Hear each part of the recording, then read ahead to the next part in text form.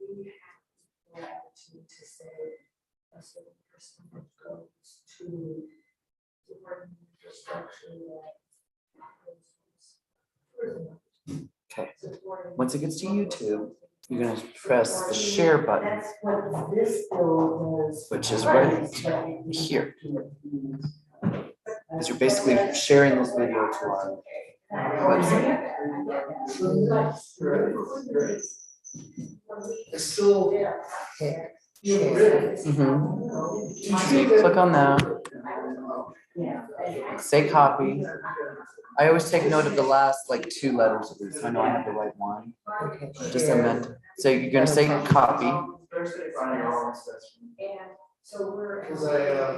Now, when you're at this point, this has to be on mute. It should be. Oh, it wasn't. This has to be on mute or you get feedback. Okay. So, so once you copied it, so just make sure the YouTube is on mute. On mute, okay. Yeah, and then once you have that, you just go back to open media, it's right there.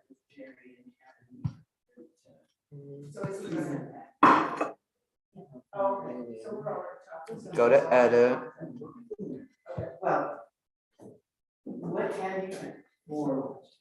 And then scroll down to video URL, and then you're gonna paste it there. Don't look at all those, just because those aren't it. Just video URL, and then just right click on it and paste. And then you'll know, yeah, that's right, because it was FK.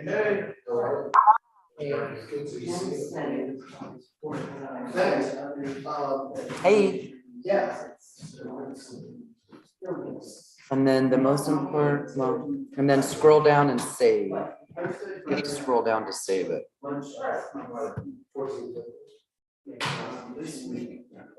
I can do all this before. You can't, you have to do it from when Zoom is on. You have to do it from the Zoom meeting. And then the last thing is you just go to indexing. In YouTube or in the open media. It's like the next tab over from edit, it's indexing. And then you just say live on site. And when it's green, it means it's going. And then to stop it, you just press stop. And you know it's going because that's counting.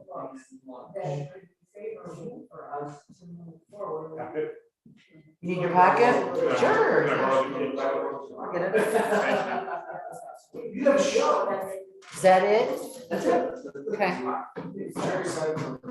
And then just hit stop when we're all done. Yeah. Okay.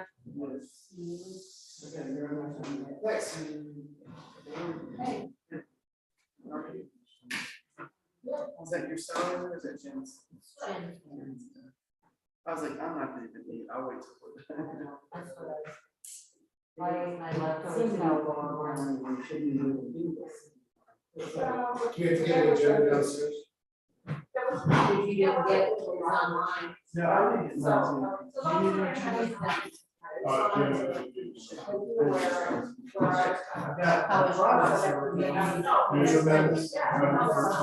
No, I just feel like All I gotta do is choose it. Those What? I was just gonna go down and get a check and send them out. Yes.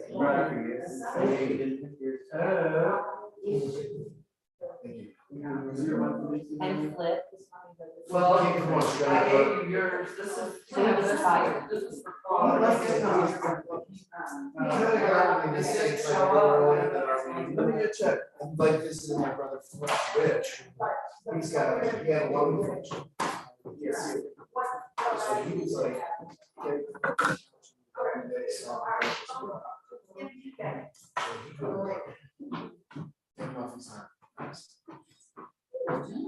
Anyway, State of John, I think so. It's right. Slow down here. Yeah.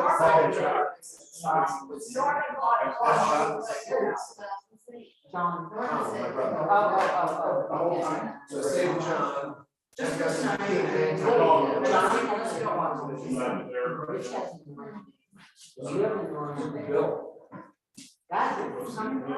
Cool. No, like, he's fully very old. Like that. My big Phil, like. So there's three of them. So yeah, he got the nickname Phil. This is the power side. Is it? Yeah. Doesn't look like that. They say, well, yeah. Customization of the name. Oh, yeah. Name somewhere on the tree. Yeah. But our tree became a bush because, what is it? So we're gonna have the ceremony? Well into their forties. Oh, and there is one more thing, sorry. You would just go back to the Zoom meeting then, which is down here, to see how it's at.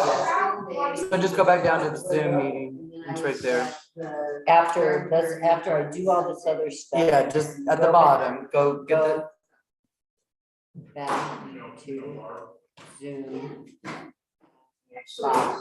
Yeah. My sister knows her working Page. sorry, I didn't mean to do that. That's all right. We were just talking about copying the. Ha, It's Lady Justice. his kids, They're stealing. his kids. No, it's. Did you give me all kind of, or this is all I found on my list? I gave it to you on Friday. A whole packet? Yeah. Didn't I? I guess I can go make a copy, but I need to. Can you? I mean, if you need, I don't know what you. Oh, yeah, one downstairs. I'll get it.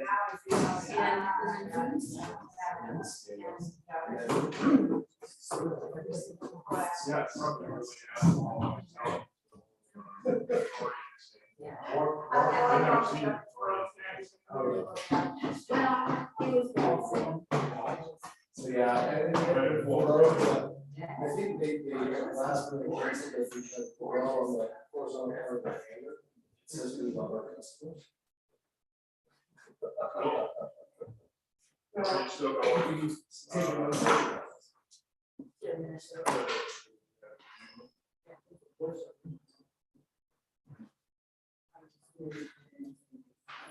What? Yeah.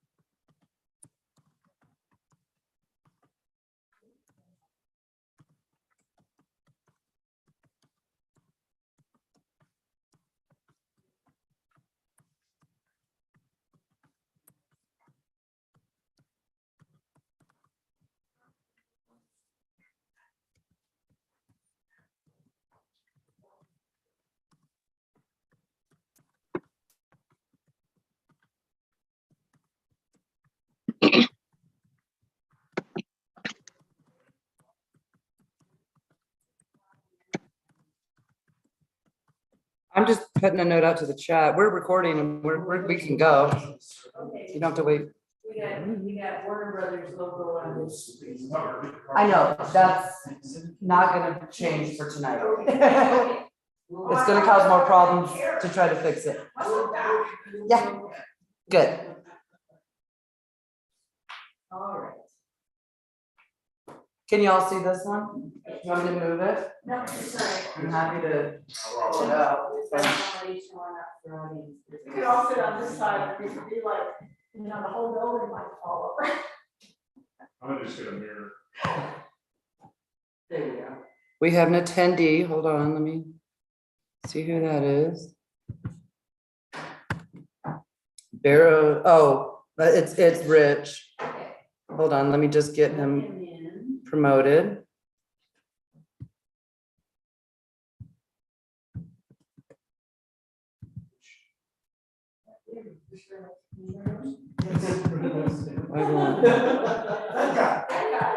That's his see, you'll see him here in a minute. Just kidding.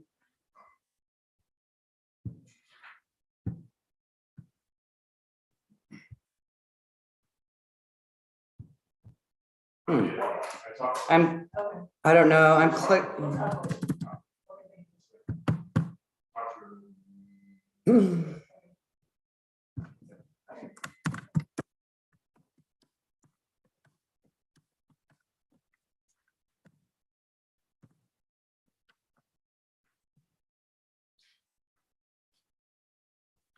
I don't know why it's not letting me promote the attendee like it normally does. But I don't know. And he's an attendee. Here, I know, I'll send him a link.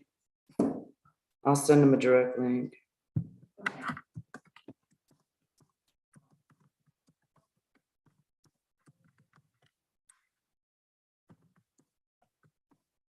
Oh, I did see him. Okay.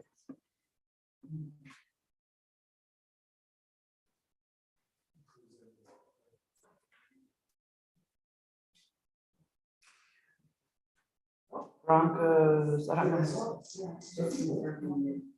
Broncos, Boys and Girls Club, MD.org, hopefully. Well,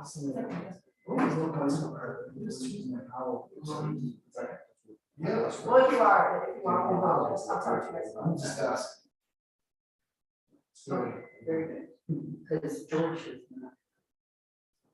That's fine. I'd like to know because I thought we were just gonna take off Wednesday and I got back. Okay, I need to go find his email. That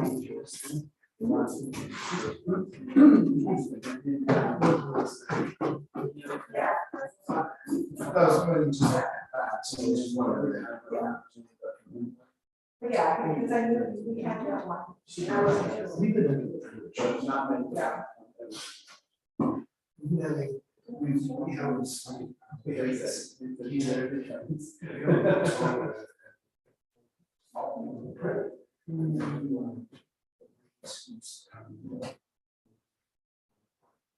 Oh, is that you? Yeah. They had one out on the curve, we tried to take that one. It's like comedy bears. That's been our kids, yes.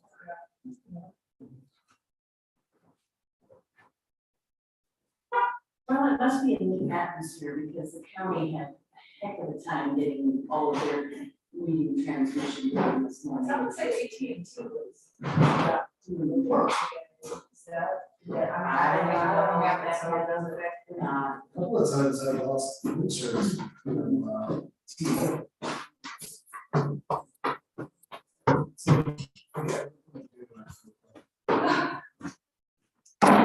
You're fine, we have to start with.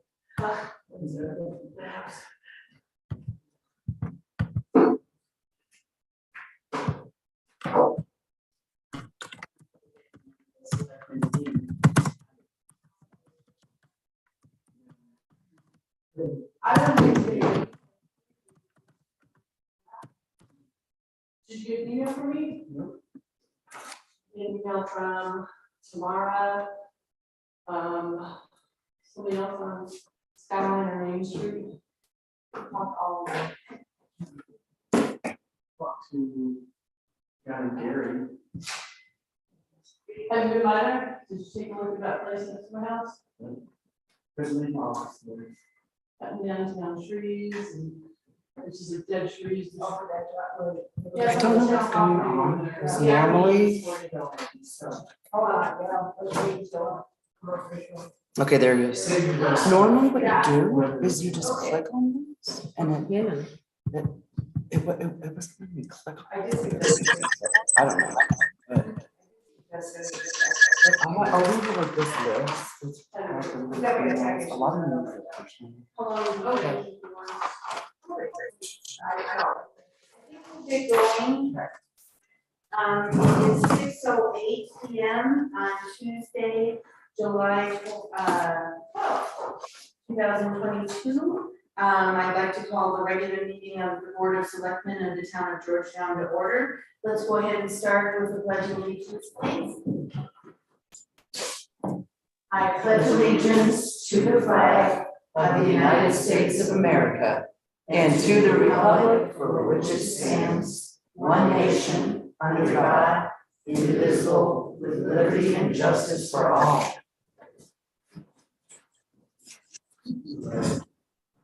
Roll call. I am Lynette Kelsey, Peace Judge. Rob Connell. Here. Deanne Powell. Here, Thank you. John Jennings. Here. Paul Hinman. Here. Mary Smith. Here. And Rich Barrows. here, Thank you. All are here. Agenda approval. I just have one thing that we wanted to add to the agenda, and this will come under staff items. Just an update on the status and some explanation of where we are on the lodging versus occupation tax. Anything else to add to the agenda? Okay, if not, I'll make a motion to approve the agenda as amended. I'll second. it's been moved and seconded to approve the agenda as amended. All in favor say aye. Aye. Any opposed? Okay. Audience business. Members of the audience have 5 minutes to present any matter of interest not already on the agenda. I understand you're here for that, so. I'm Deborah Butler, I'm at 1760 Skyline Drive.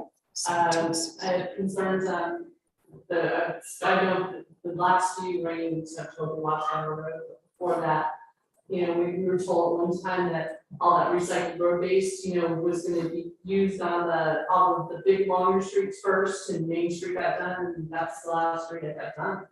And so I was hoping at some point, I'm not an engineer, anything, but, well, first they need to fix the drainage, because it's all plugged up, plugged with gravel again. Residents have, we've cleared it out many times, but there's at least 4 people on that street that have motorcycles. My bike is in the shop, I'm terrified to ride it up the hill in my driveway the way it is. But with the recycled road base, I would think it would stop all that erosion or slow it down. And I understand that Skyline, that the parking and stuff is not the way the plan was, it's backwards, where the people park. It was a thing, I can't remember the details, but like where all the people park in front of Pam's house, that's actually supposed to be on the other side. And when they did the road, a road and bridge people actually told me that road's not where it's supposed to be. And then, so, the thing is that, Mr. Sterrett sold one of his, parcels to somebody, the parcel right next to me, and they've been excavating and cutting the road. I've heard from the fire department personnel that they're not happy, they have no idea how they would get a fire truck up there if there was fire, and the guy told me we're gonna do a switchback. And all the part where it's cutting the road is town property, but they said they still can get up there, so I'm concerned about having a house next to me at some point that could catch on fire, and they can't get, because the closest hydrant is at the top of Skyline. And then, let's see, I heard that, Mr. Sterrett is,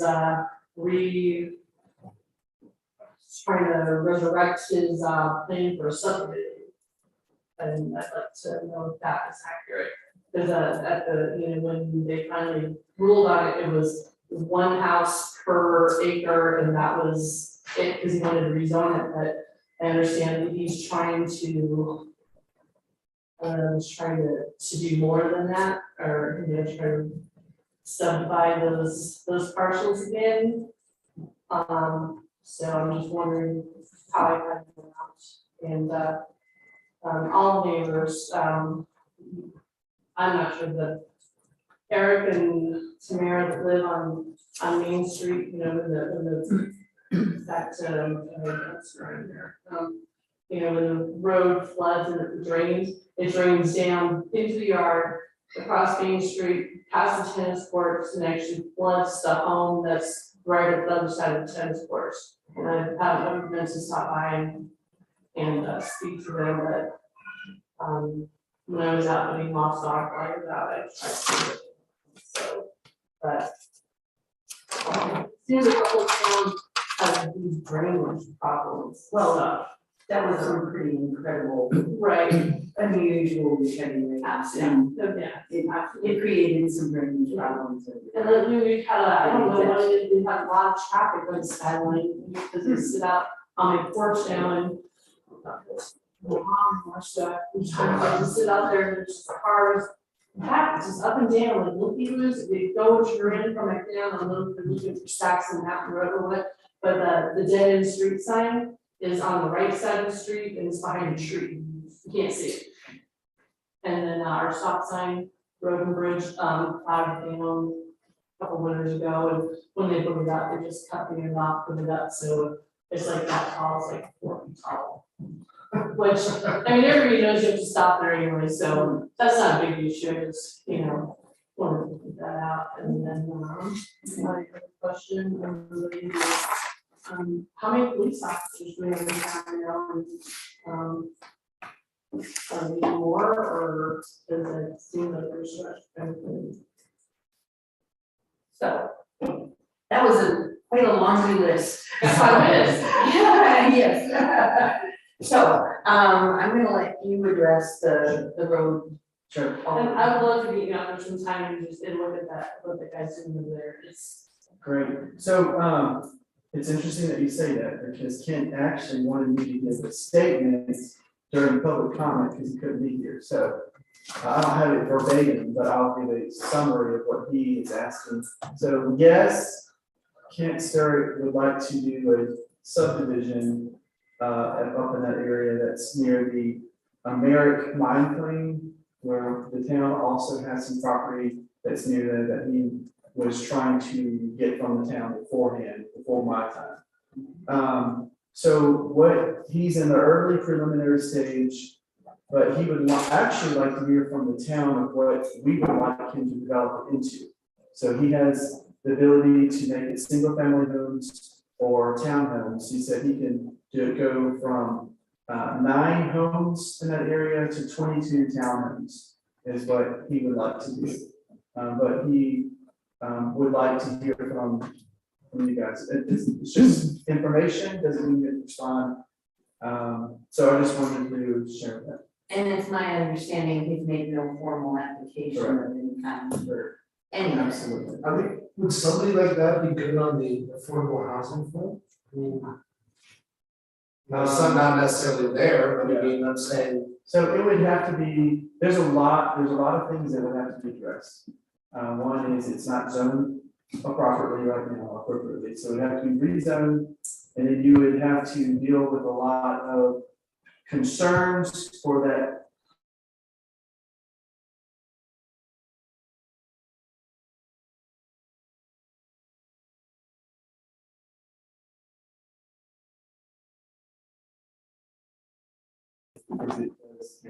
And I know that was brought up before, but for some reason, there's still some discrepancy on his end that he needs reassurance.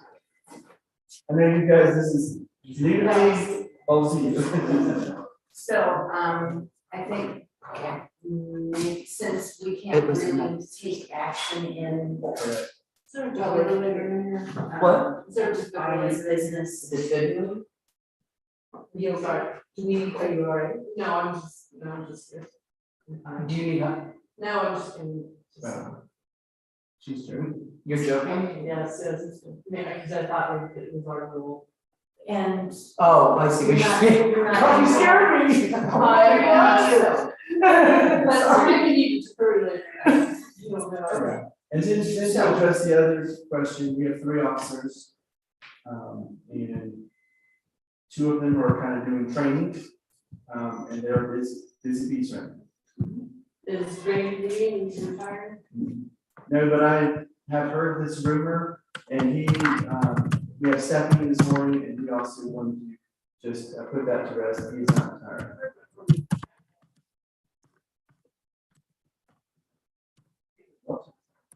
Oh, And then you're gonna look into the street. Yes, Repairs. I will have Streeter assess to see what is going on and what needs to be done. So I wrote it in. can I address that affordable housing thing? There's no way that that could be affordable housing because the costs of utilities to that area are just phenomenal. It would be so unaffordable. That's a much larger discussion. Yeah. Okay, We've got, I'll do that. okay. So, okay, did we miss anything that you wanted us to address? I'd like to buy the sliver of land between, my house and, his place where he's, building the new house, there's just a little sliver of land, just 10 acres. What else can you ask for buying Maybe it'll sell land? for 1.2 million. Huh? 1.2 million. For that little silver land? Yeah. Okay. We have He's- joking- he's- joking He's again. joking. I'll take two. It's three. This is three months.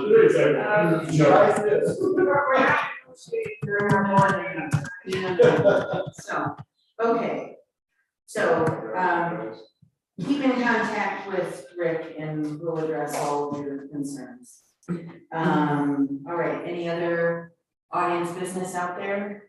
No, Okay, very good. So we will move on to the payables. The payables that we have tonight, to approve are from June 24th through July 7th, 2022. Any comments or questions on payables? looks like Deanne's got a question or her hand up. Yes, Deanne? I thought I'd unmuted it already, I apologize. On page 2, under Parks and Rec, there's a thing for mutt mitts, which I assume are the plastic bags for picking up doggy doo that they have to put in the little containers by the trash cans. But it says it's like for almost $700. That seems like a lot for little plastic bags. How many did we get? 5 cases. Again, 5 cases. thank you.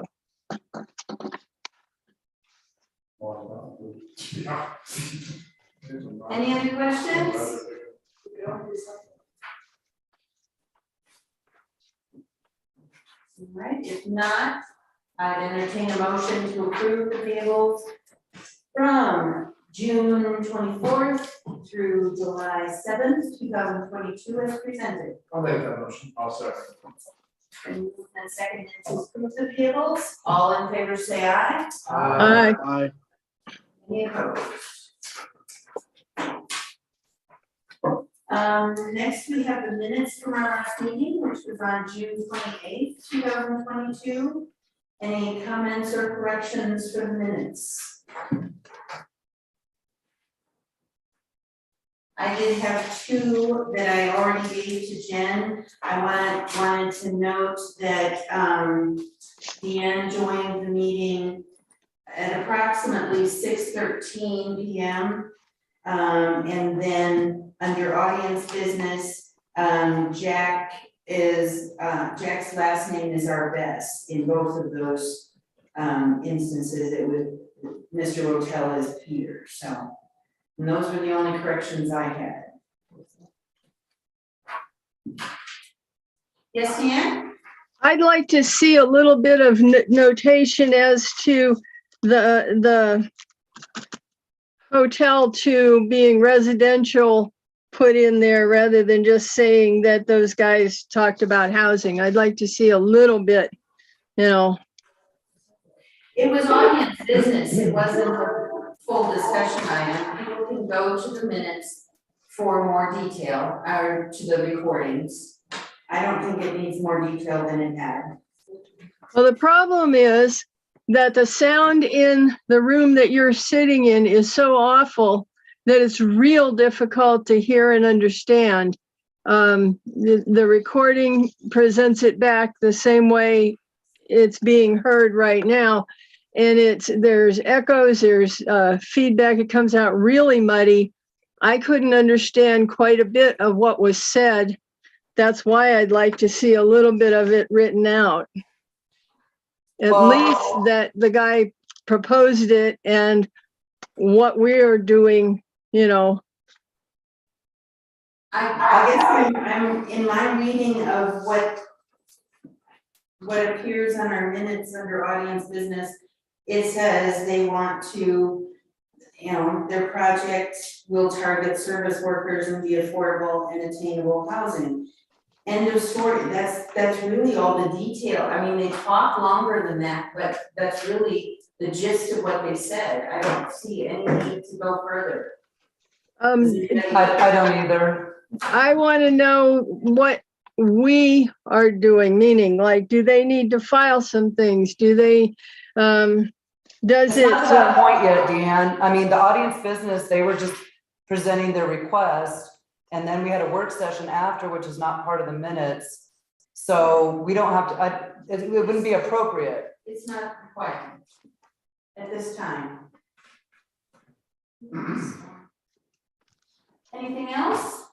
Who would like to make a motion to approve the minutes of our June 28th, 2022 meeting as corrected? I will make that motion. It's been moved and seconded to approve the minutes of the June Did not 28th, get no.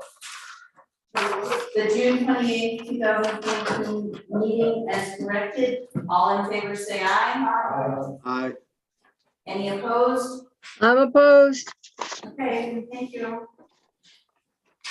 Next we have, the draft audit, which I'm sure you all enjoyed reading, as I did. Mary did a really good job getting information to the auditor, and we did find some errors in it, and I'm gonna let her present the rest. We are not going to take action on approval tonight because the draft audit that we all have does have errors and omissions, and the auditor is going to give us a clean copy before our next meeting. So, Mary? Well, yes, the errors are typos and one, just Excel formatting problem on a column, but all the numbers tied in, so we're good there. He's just got some, spelling corrections to do, and we have requested that we also add a restricted amount for road and bridge like he does for Parks and Rec. I don't know if he will do that. They have not, I looked in prior audits and he had not, so at this late date, I don't know if he will do that or not. But he should have a clean draft to me this week, is what he promised on Thursday. And then it'll be on your agenda for acceptance, the second meeting in July. However, I will not be here. So, and I don't know if, I can ask if you would like him to at least, attend by Zoom. We can try. He hasn't attended in probably 3 or 4 years now. But if you like, I can also reach out to him and ask him if he could please do that to answer any questions that you might have. Just to let you know, just looking quickly, our projected numbers that we did at budget time for 2021 are pretty spot on to what the actuals were. Like I know the ending fund balance for sales tax capital was 10,000 less than we had projected, but there, and I, off the top of my head, I can't remember what, but there were some things that came in that we didn't anticipate right at the end of the year. So everything looked really well. It looked good. So So that line for restricted funds that you wanted, would that be on page 1, if it was added? Let me look, let me find it.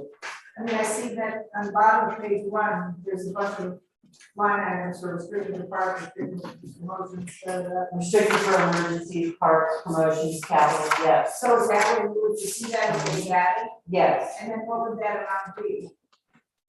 I don't know off the top of my head, but it would be whatever we collected in 2021 for, with the, the 1 cent road and bridge, sales tax increase. So whatever we collected in, 2021.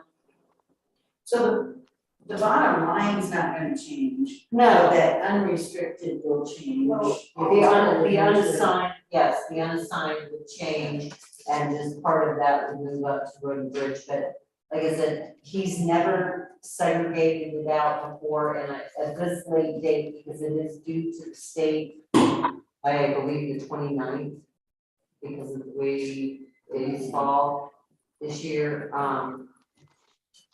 I wouldn't hold out and And we're looking at new auditors. the RFP's being written.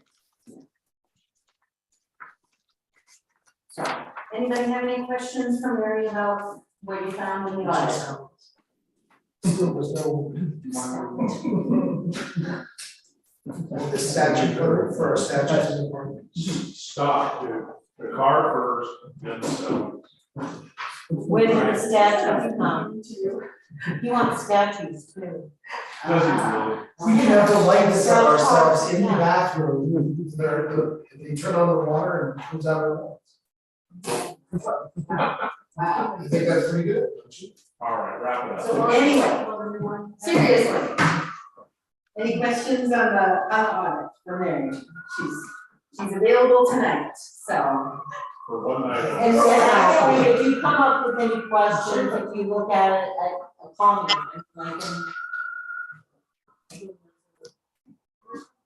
But not at 5 to 5. Please, yeah. That's fine.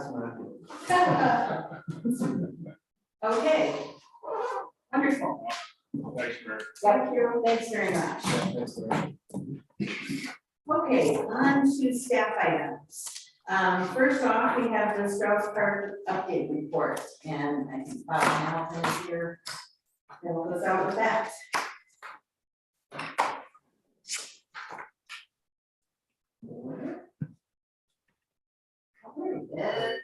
Okay. Well, hello, everybody. I put in a written report, which hopefully you all have, that kind of brings things up to date. I would like to say that fortunately, we were able to get started with the excavation work today, and that's proceeding. We ordered all the reinforcing steel, some 3,000 pounds plus. That is being pre-cut, pre-bent, and hopefully will be delivered tomorrow. We've secured a local concrete contractor who is going to be able to jump in and provide the labor to install all the forms and rebar and concrete and all that good stuff. A week ago, I had received information that looked like we weren't going to be able to get started on this for maybe another 3 or 4 weeks.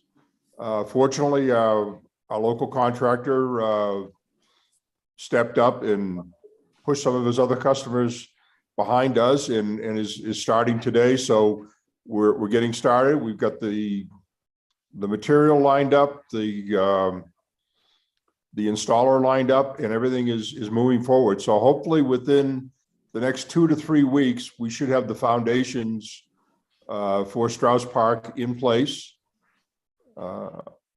We went out and got bids for the framing materials, which are the heavy beams and posts, the 6x6 and 6x10 and 4x8 roof rafters. We also got the quotes for the roof decking and the regular framing stuff that you go buy at Home Depot and so forth. But in looking at the quotes, the good news is the framing materials are all going to be within our budget. As a matter of fact, the roof decking, which is what we were really concerned about, looks like it's going to be well within our budget. So that's good news. I expect we'll go ahead and place a purchase order for those items within the next week. I shared the bid evaluations completed and into the town administrator in the next few days. And I think it says this in the report I sent.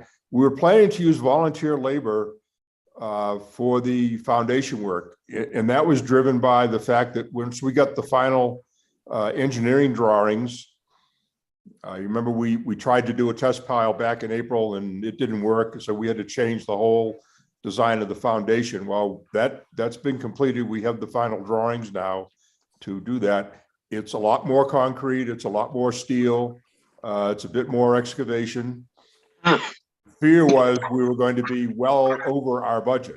The good news is we're going to be within our budget. We might be a little close, but where things stand now with the actual, quotes and estimates from people that are going to be doing the work, we're under budget.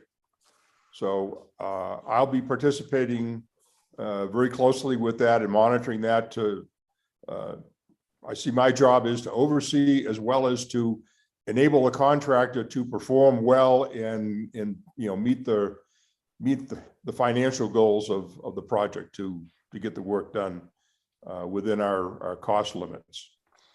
Went down and picked up 9 more sections of security fence, and we're in the process of getting that all set up.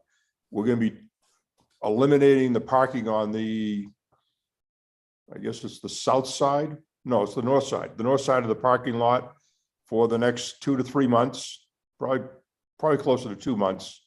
So we can get, right now it's getting, the machinery and trucks in and out. Also, we'll need a lay down area for materials as it comes in. I've asked the town to buy a 10 by 20 portable garage. It's a brown tent that we can set up in Strauss Park to work in for staining the materials and doing that kind of. We'll have some protection from the weather in that, and we'll be able to keep the materials under, and that'll all be inside the fence. So that is probably less than a $500 item. So that Jennifer is going to look into seeing what she could get on that. If you want to know what it's going to look like, it's if you know where Chris Passis lives, right around the corner there, he's got one in his backyard that he's set up as a workshop, and that's kind of where I got the idea for him. And I went over and talked to him, and as long as we secure it to the ground well, which we can do, it should withstand the winds. So that's kind of where we are.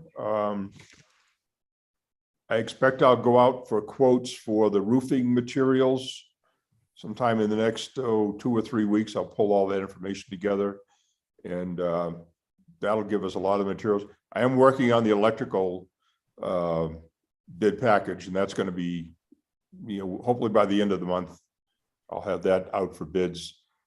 That could be a real can of worms, depending on, we found the pricing and availability of electrical contractors to be pricing very high, contractors not available. So that's going to be a challenge. So I'll be looking at other alternatives to get that work scheduled and in process. We're still shooting for having the shelter available for Christmas market. That is our goal. I think we still have a reasonable chance of making that. And that I promised you a page that kind of gave you a rack up of exactly where we were with the budget, and I haven't completed that yet with all the new information that's come in the last couple of days. I will get that updated and get that in the next report for sure. But I'd be happy to answer any questions that anybody has. Okay, thanks so much, Bob. I had one question, Bob. It's Jen. Yeah, Catherine, the cleaning lady, was saying the toilets were having a problem. One toilet kept flushing and the other one would not flush, so maybe it's. But maybe you could look at it or something, I'm not no, sure. we probably need to get a plumber to take a look at it. I could call John and have him take a look. From what you just described, it sounds like there maybe is a stuck valve, dirt in the valve or something. So if one's flushing and the other one's not, that means all the water is going in one direction and there's not enough for the other one to flush. I know when we first checked it out, everything seemed to flush pretty well, so. Yeah. So you'll call John Onago, you mean? Yeah, I kind of like, now that the toilets are turned over to the town, I kind of like to get out of that loop. I mean, I can certainly do that if you need me to. Oh, okay. Or we'll call him. I get There you. really should be somebody that's on the town staff that's managing the toilets. And if that's okay with you guys, I'd be happy to do that, but No, we can do it. Okay. Yeah. didn't I am think a little about it. preoccupied with trying to get Strauss Park, the rest of the project going. Point taken, Bob, thank you. Any questions for Bob? Okay, thanks. I did see equipment up there working as I drove to the meeting tonight, so good job. Thank you so much. Keep us posted. Thank you. All right, next we have, do we have anything new on the RFP for the new auditor? Not really? Okay, delete that. Nothing new. Town administrator's report is next, then? Okay, so I've submitted my report and updated task list for you guys to look at and see. This past 2 weeks have been a lot, especially on our staff. I mean, we've had many people after COVID. We had to, all our admin staff have had to jump in and cut grass and Good job, in guys, the rain, yes. so I can't commend them enough. People are. So, we've had a lot on our plates, and the mudslide specifically caused so much havoc around the town. And we were so close to making things look beautiful, just to kind of get destroyed all over again. So, I have been consumed with issues.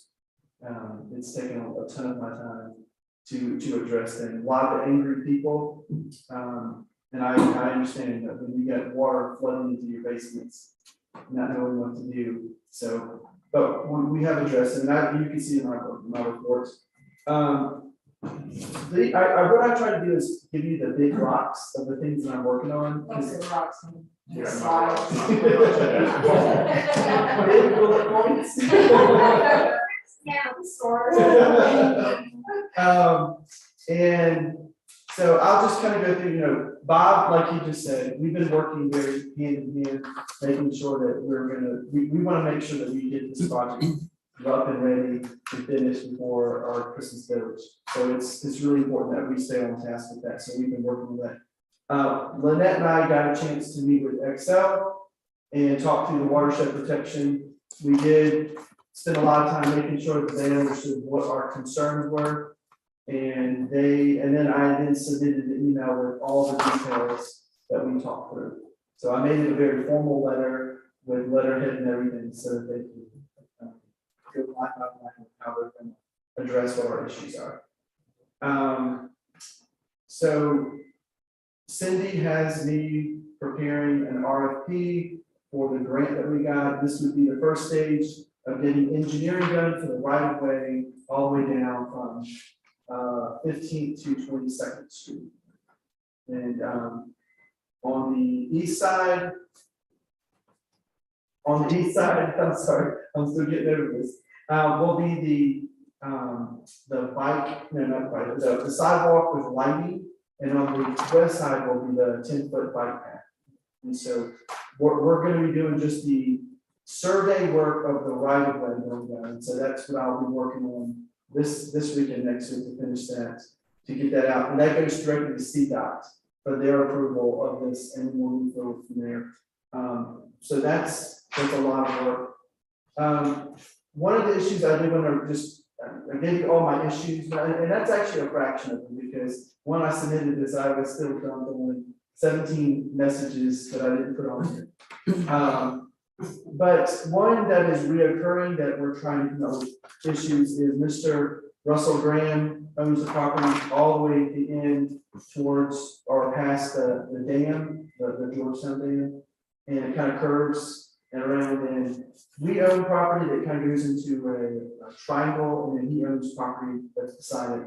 He's been using our property as an easement to get into that. And he wants some permanent license, permanent encroachment, perpetual for eternity to allow that. And Jerry Dahl and I have been in discussions, and there's a state statute that does not allow that. And so I've given him that, we walked through and talked about it. But Jerry's suggestion is an encroachment license agreement that is very limited and can be revoked at any point. And Mr. Graham is not excited about that. So he is wanting to come here, possibly the next board meeting, and present why he is entitled and wants to have our approval on some eternal agreement, which I would not recommend at all. So, but that's an issue that's ongoing. We are going to be hiring a new person to join Scooter for Roads and Bridges. And once he comes in, he has done the bollards things where we're going to install this block up the road. So that will come as soon as he can get to its high priority on this list. I had to put a stop work order, like a formal stop work order, and just for you to be aware of it. They were doing work without any kind of approval or DRC permission or anything. And the permit was removed, and then we had to put it back up. We didn't realize that it says do not remove this notice. So we had to put another one. And then I had to do a verbal do not, or stop work order yesterday as well, because someone had applied for a DRC permit and then went ahead and started the work. And then we found out about it. So, we can see if there's anything else. Christmas lights, we are still on that. We should have, Jen and Jordan should have a list of what needs to be purchased so that we can get that in as soon as possible, because our window is shrinking and we're wanting to upgrade some of our things now. I am still working with Carrie Ann's issue with Clear Creek Inn, and that is, I've asked Jerry Dahl also to do some research to find out exactly what is part of his right by use and then what does not concur with his special use permit, and for him to give us a report back of what needs to be done, and then we can go from there. But at this point, it just goes back and forth, and our code is very specific, and I think Jerry would be the person to give us exact interpretation of what needs to be done for that. And then the last thing I'll mention is it was brought up during the public opportunity to speak and make comments. The Roost is that plan that they will be submitting to do a rezoning. And so they're going alone, but that will be coming up. And so they're looking at a multi-family residential funding. That's fair. Yeah. The Georgetown Lodge. Oh. Yeah. So that's some of the projects. So they're thinking of turning that into. Yeah, you came to the last meeting. Well, I did, it's in. That's really great. So if you have any other questions, or Yes, Deanna? Is there any update on the high-speed internet stuff that we've been trying to get in? I don't have an update to give you, Deanne. I will contact Beth Luther and ask her what is the latest, but last that I remember participating in is when we had an engineer come into and drive around, and I participated with the drive around, ride along, to show exactly for him to see the points and to look at the most complicated areas of how we're gonna do that. So it's in engineering stage right now. Thank you. Welcome. Any other questions on the town administrator's reporting task list? So did that last big rainstorm, lots of damage? It Yeah, is. 'cause I was driving around, and so it affected me too, and oh my gosh. Yeah. So there was a major flood that came in three different directions from the mountain where the Nova Home Park is. Three, and it converged into one, and it just came straight through underneath the bypass. And I think there's a culvert that got messed up really bad, and it dumped right into town. And so, and then part of that also, the water dumped right into the visitor center and flooded the basement in a really bad way. So it just, that's the slope that it came, and we had Scooter and Craig Abrahamson immediately jump up and got involved. I went out there immediately. We had police officers in our fire chief out there, but Scooter and Craig both with their skidsters moving and pushing dirt and debris so that we can get back up as fast as we can. I can't thank them enough of just how incredible our staff reacted. And we didn't need that. Okay, next we have an update on the opioid settlement. We're gonna, Yeah, so I'll share some, and I think Jerry Dahl may also speak on that too. I'll just share first and then let Jerry give some more feedback. I did reach out to Idaho Springs to talk to John Kane, who's on the board of that, to decide how the monies will be spent. John said that there is very strict guidelines of how that money can be spent. They also were thinking very similar to us. Could it be used for strategic ways of like Narcan? You know, if someone was having an addictive reaction, we could respond immediately and say, no, that money cannot be purchased that way. So it's super restricted what it can do, to the point where it prevented them from using the money to do anything that they thought of. And the amount of paperwork that it would take to keep track of it was ridiculous. So they made a collective decision as a town to push the money back into those coffers. So they, and I would say, because of that, that's probably what we should do as well.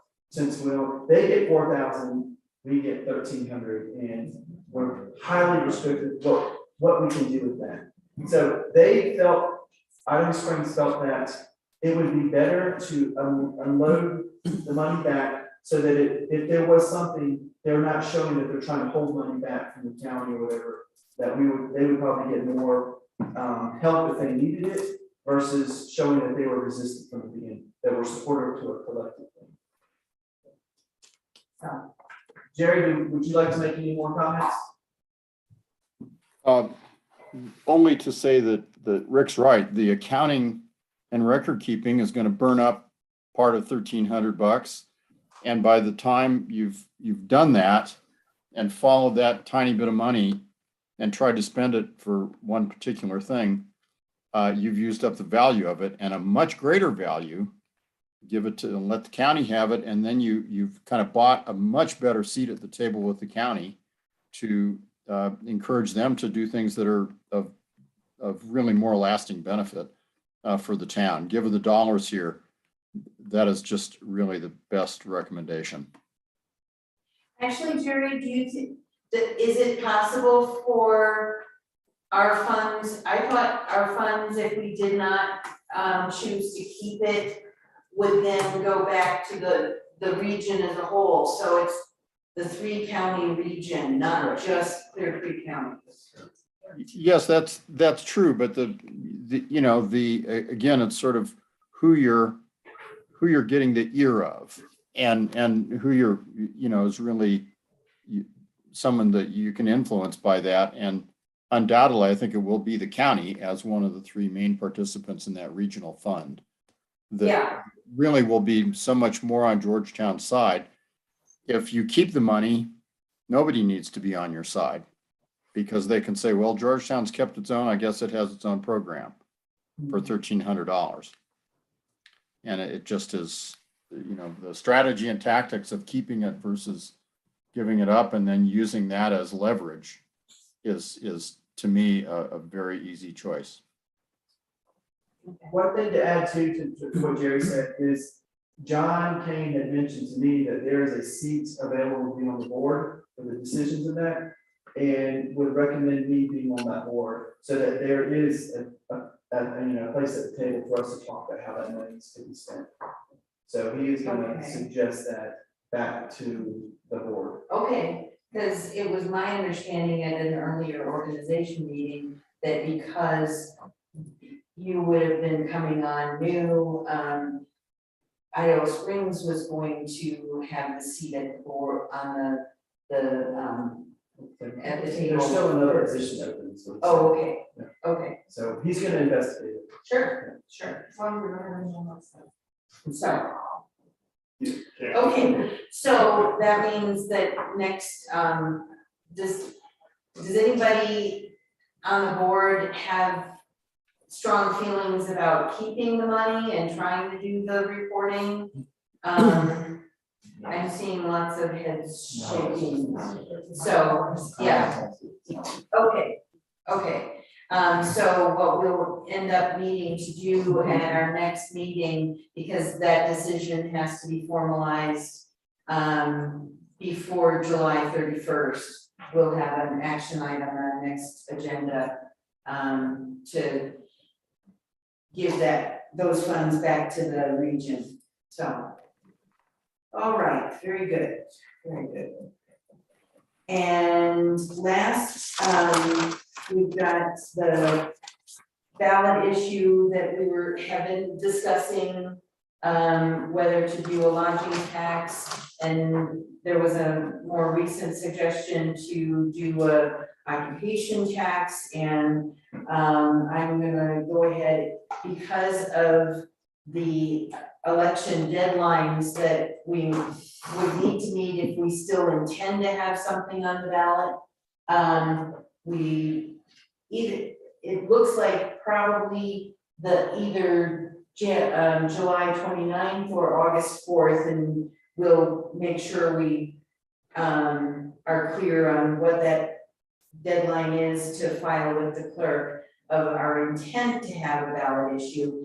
It can always be withdrawn later, don't have to have the wording then, but that needs to be an action item on our next meeting agenda if we still intend to do any of this. So I'm gonna let Jerry fill us in on what he has found.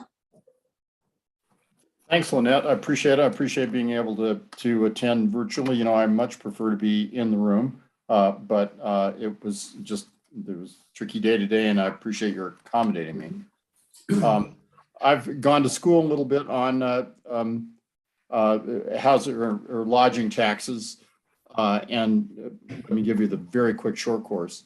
Home rule cities in Colorado, typically they have lodging taxes that are expressed as, just like a sales tax is, 2% of your, the cost of the room or whatever, expressed very much like sales tax and collected in the same way. And then they earmark it. Usually you don't have to, but they often do. That's still a subject to Tabor, of course, because since Tabor, even if you're home rule city, you have to go to the voters to get a new tax approved. And we knew that, and that's why you're talking about the schedule for that. Statutory cities, on the other hand, who do not have home rule charters, can't levy lodging taxes per se, but there's a whole raft of them out there. And you might ask, well, how is that?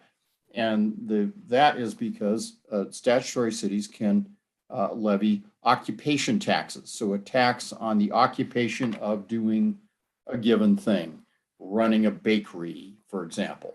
And so the mechanism that statutory cities and towns use, and I just finished reading, for example, the city of Salida's lodging tax, and Salida is a statutory city.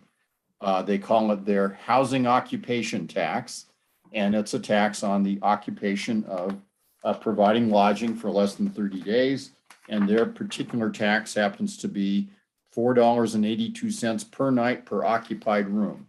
And I've looked at some other occupation taxes that other statutory cities have, and they articulate them in terms of a charge per night per occupied room. And those taxes have been challenged and upheld. And there's a bunch of, I read a Colorado Supreme Court case on the Eagle, town of Eagle. I think they might have gone home real since, but when they enacted it, they were statutory, and it was upheld. So that's clearly an avenue. You might ask, well, we're a territorial charter town, and so we're not either a statutory or home rule. We're the one unique community in Colorado, and I agree. And where we have had to rarely over the years, and I've looked at the case law for Georgetown as well, the town has been able to say, as a territorial charter town, we're not bound by statutes.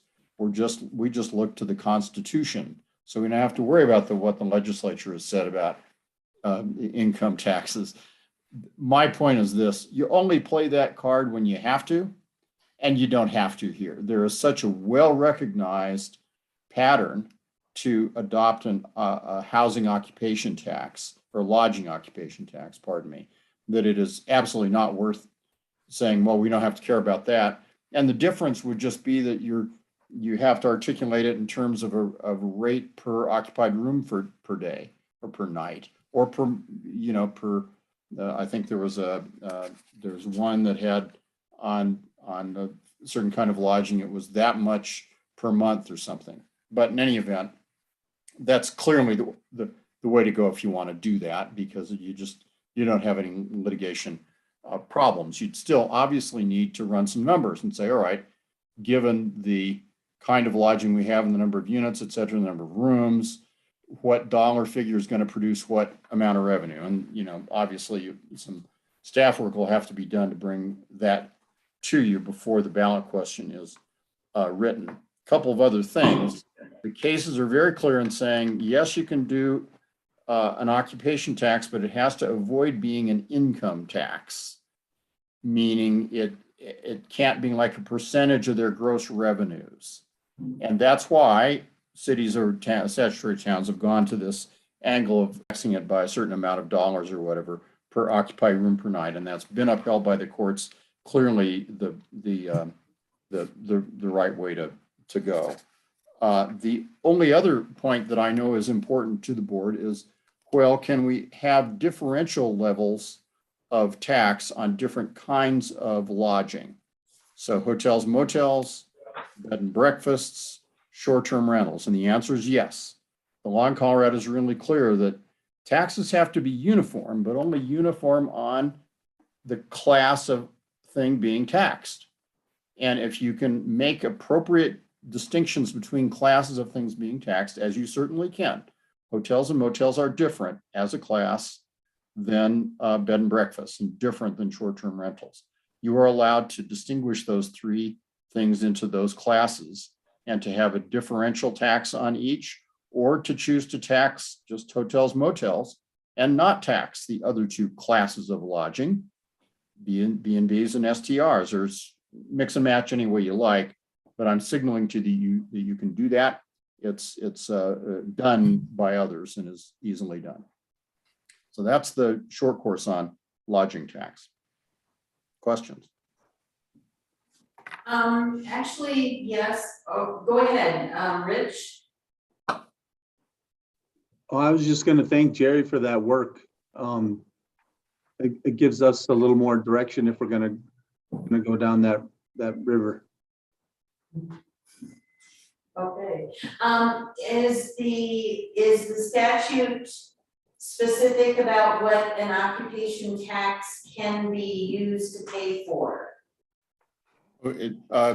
No, there's no limitation. So for example, I'm looking at the Salida occupation tax. They've said it's used primarily for capital improvements and operation expenses for park and recreation and arts facilities, including, and they list two of their arts facilities in that community. So they have earmarked it, I think, locally for local policy reasons, and quite likely when it went to Tabor election, earmarked it, and we all know why this is, earmarked it to tell, indicate to the voters that you had a specific reason.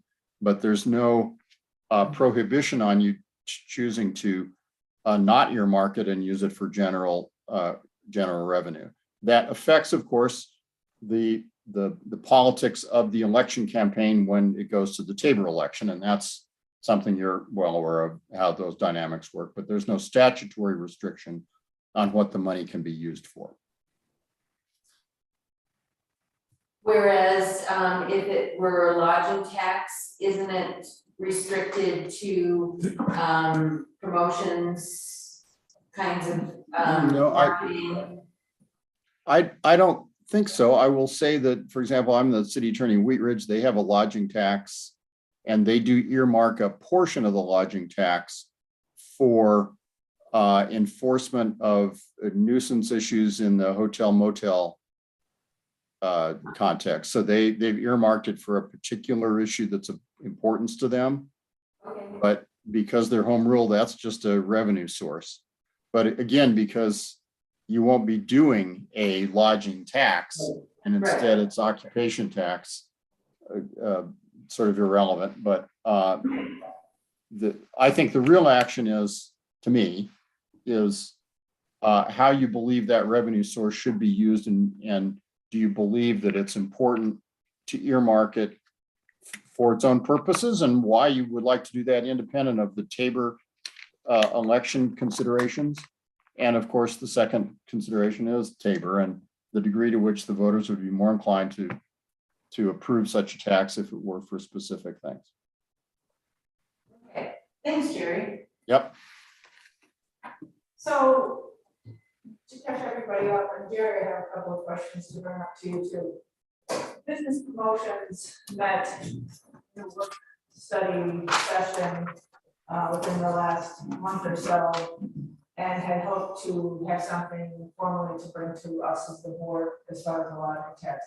And we, on business promotions, we're waiting for some of these answers from Jerry to direct us. But at that point, the promotions commission didn't feel that they were ready to push for something in November. However, I've spoken with Amanda Cooper, the chair, earlier today, in light of some information that the county has put out, and they have a survey out for the residents in Clear Creek. It appears that they will be putting a ballot question on the November election to reappropriate the funds from the 2% lodging that they collect. And some of that could be earmarked towards workforce housing, some of it could be earmarked towards childcare, whatever, but they can reallocate up to 90% of what's collected. So 10% would still, minimum 10% would still stick to tourism, and the other 90% they would play with. So in some of the documents and information that they shared in the survey, and my questions are, Jerry, here's my question.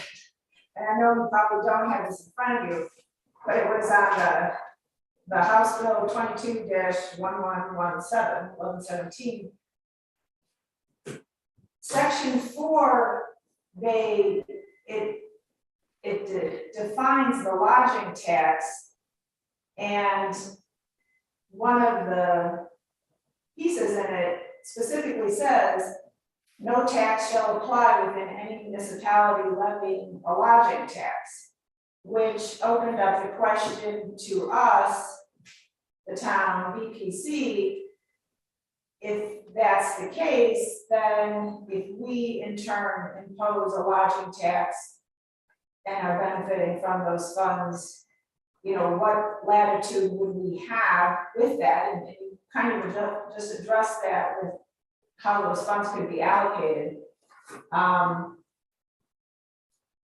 then there's another section in here that, describes a proposal for a county lodging tax under subsection of this section must contain a description of the proposed tax, must state the amount to be imposed and must describe any municipality within the county that has such a tax and therefore excluded from the election proposed.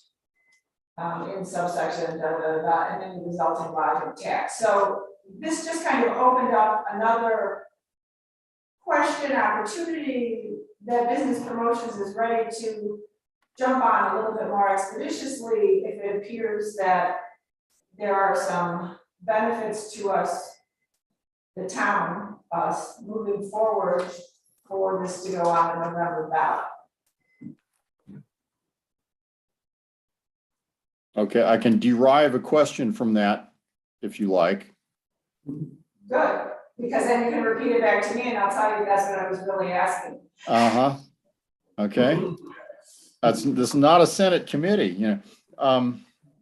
To begin with, I don't have that bill in front of me, but I was aware that there was such a bill, and I had a chat with Jeff Wilson, who was a general counsel after I was at Colorado Municipal League, and his area of expertise is actually, as it turns out, taxation. And so we had a chat about that. I said, did the legislature preclude statutory cities and others from doing housing occupation taxes or lodging occupation taxes? He said no, because it's not a lodging tax, it's an occupation tax on the business of lodging, on the occupation of conducting lodging, but it's not a lodging tax in the same terms. Now, having said that, you know, you've caught me on all the language in 221117, which I don't have in front of me. So what I like to do is make certain, I guess, that when the House Bill 1117 talks about lodging tax, it's talking about lodging taxes, not occupation taxes. And I don't have that answer, Mary, in my head, because I don't. But I'm happy to. Just for your information, and I'll be happy to email this out to you or send it to Jennifer Yowski so that she can share it with everybody. This specifically said in their legislation, in that House bill, lodging tax, it doesn't make any reference to occupation tax or whatever, but.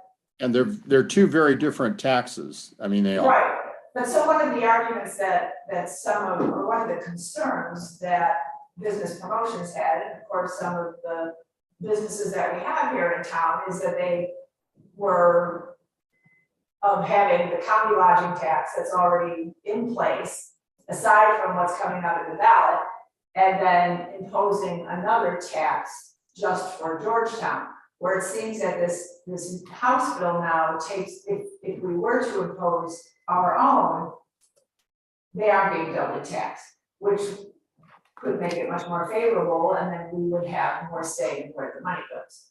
So I just really wanted to bring that to everybody's attention. But I did want to make sure that you had a chance, Jerry, to review that House bill and some of those sections. And like I said, Amanda would be prepared to put together another meeting next week so that business promotions could have some recommendation before our next meeting, if that's where this journey takes us. So. Sure, I'd be happy to review it and attend one of their 8 a.m. meetings. So, All right. Any other comments or questions on that? 1117. Mary, maybe send whatever info to Rick, 'cause I'm out next week. Yeah. Just.